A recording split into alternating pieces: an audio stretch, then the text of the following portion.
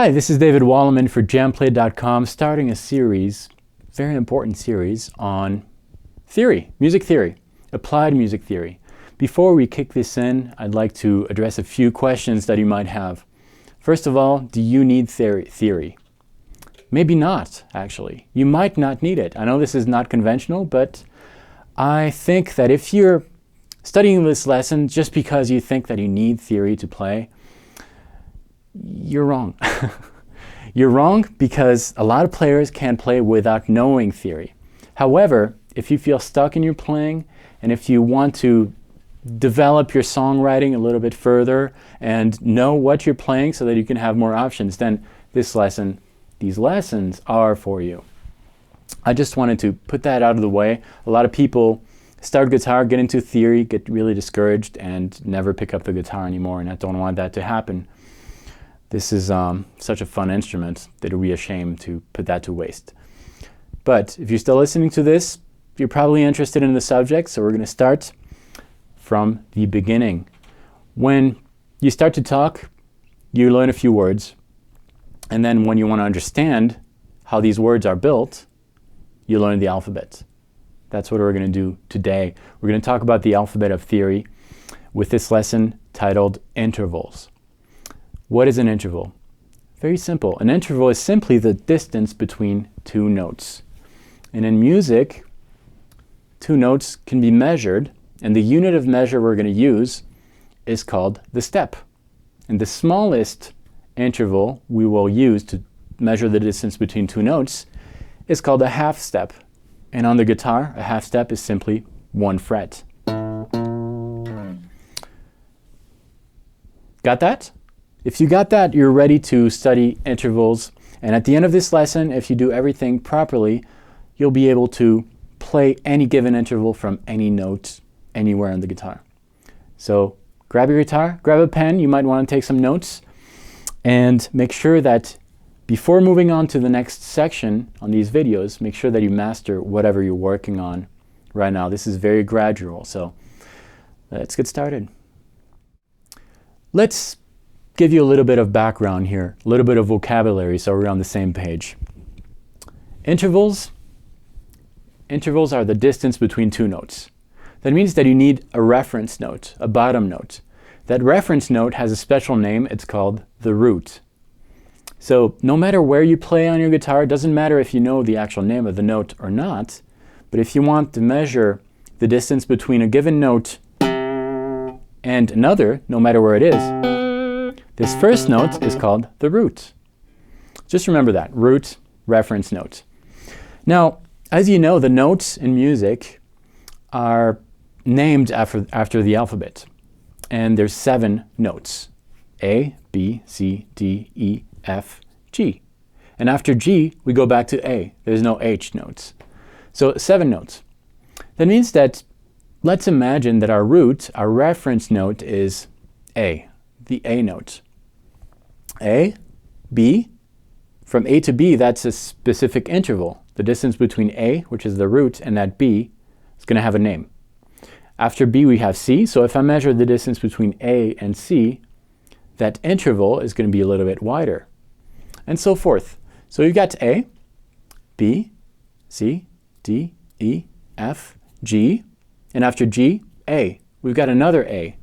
Let's talk about that specific interval that happens between a given note, a given root, and the next same named note. So if A is your root, from A to A, we've got a special interval that is going to be quite wide, and it's called the octave.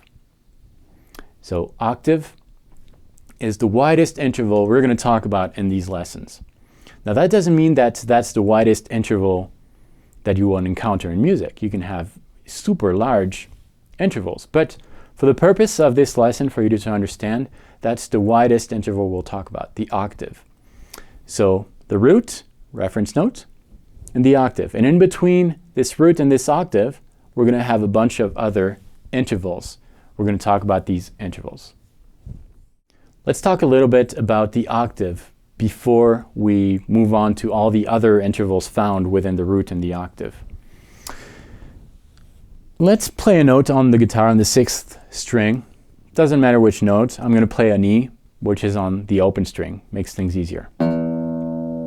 That low E is going to be my reference note. You know how it's called now, right? That reference note is called the root. I've got my root, which is E in this case, and if I play the next E that I find on my fretboard, the distance between this root and the next E is called the octave. Okay. And on the guitar, this is what happens between the root and the octave.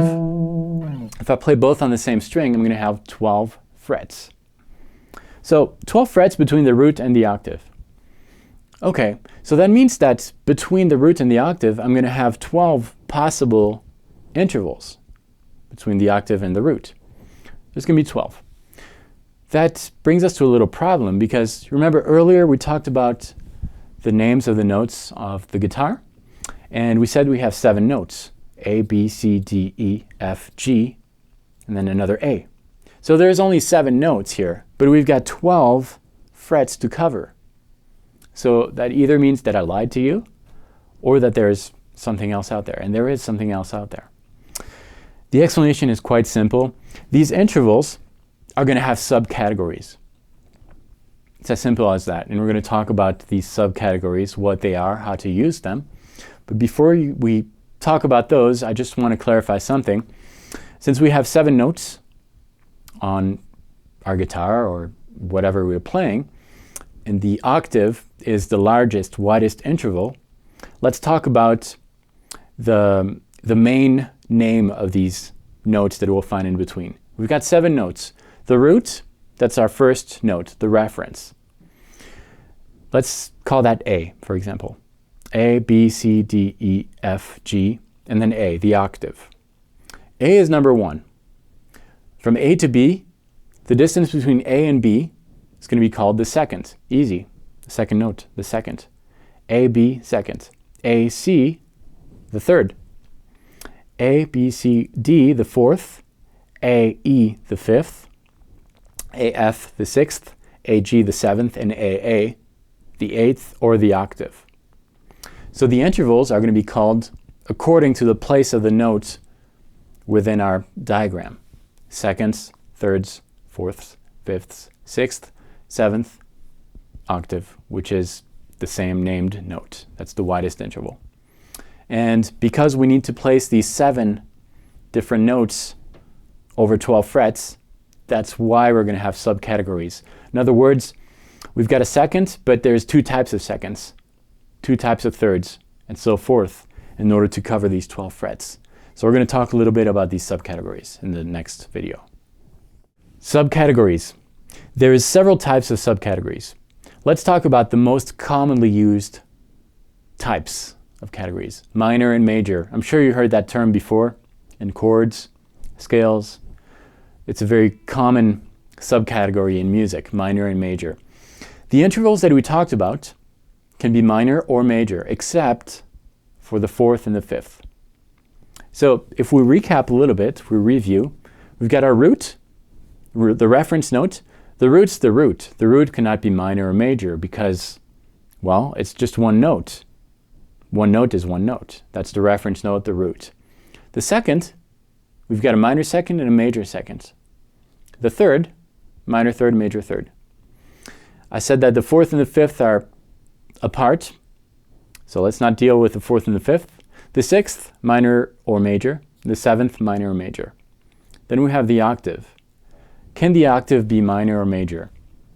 If you think about it, no, it can't, because that would mean that we have 2 types of octaves, and if you followed the previous sections, the octave is simply the roots played higher. So the roots, that's one note. If you play that same exact note higher, you can only have one place for the octave. So an octave is the octave. Same for the root. The root's a root. The root is not an interval. So we've got, in order, root, minor second, major second, minor third, major third.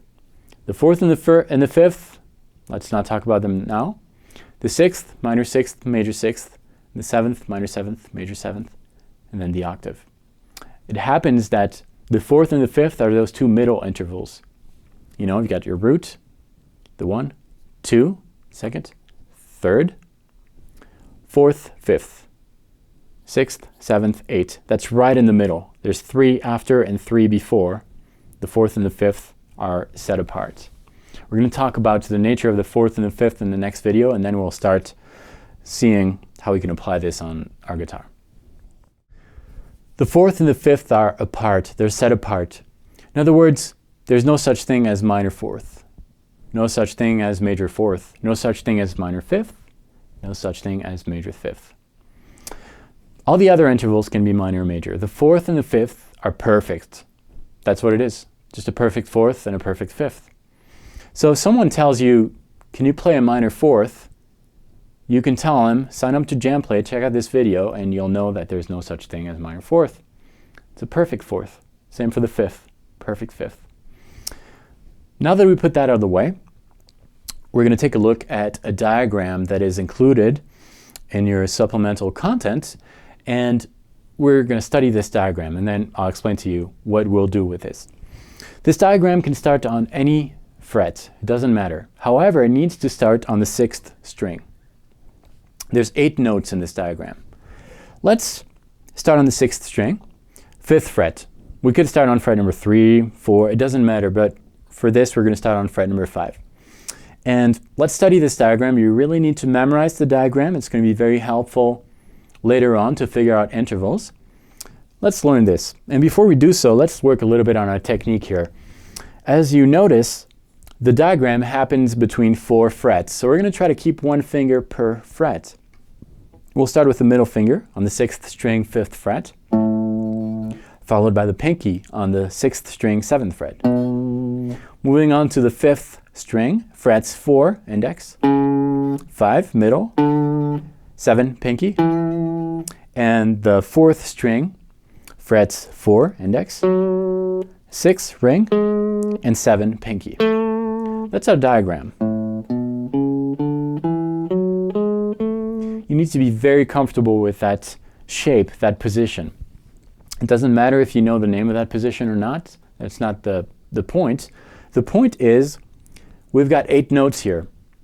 And the first note that you're playing is the root, the reference note. All the other notes, the 7 other notes, are going to be measured according to that reference note, that first note. This is our root.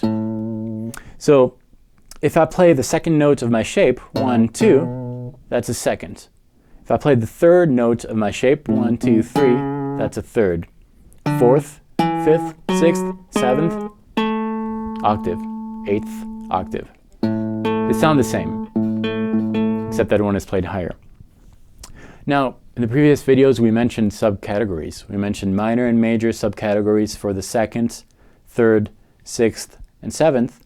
And we also talked about perfect intervals, such as the 4th or the 5th. Within this shape right here, all the intervals that you're going to find are major or perfect. So that being clarified, if I were to ask you, play the major 3rd from the 6th string, 5th fret, follow your diagram, follow your scale. 1, or root, 2, 3. The distance between the root and this third note, according to the diagram, major 3rd. What if I wanted the perfect 5th? Same principle. 1, 2, 3, 4, 5. That's a perfect 5th. What if I ask you the major 7th? The root is on the 6th string, 5th fret. Let's give that a try. If you have your guitar, I want the major 7th from this root right here. So just follow your diagram, count 7, make sure the root is 1. 1, 2, 3, 4, 5, 6, 7. If we're tuned the same way, what you're playing right now should sound like this. That's the major 7th. Because according to my diagram, 1, 2, 3, 4, 5, 6, 7. Major 7th. Let's try one more. This time we're going to change the root. We're still going to be on the 6th string because so far that's the only string we know how to work with. You will know the others in a little bit. Let's change our root. 6th string, 10th fret this time. The diagram's going to stay the same. The shape's going to stay the same. I'd like you to play the perfect 4th. So the root's on the 6th string, 10th fret. Perfect fourth, just follow your diagram. 1, 2, 3, 4. 1, 2, 3, 4. That's the perfect fourth. So if you studied correctly, if you took notes and did all this work, you should by now be able to play any major or perfect intervals from a root found on the 6th string. If you don't know how to do that, just rewind and check out those videos. Make sure you get this before we move on to the next step. And in the next step, we're going to talk about minor intervals and other stuff. So let's check that out.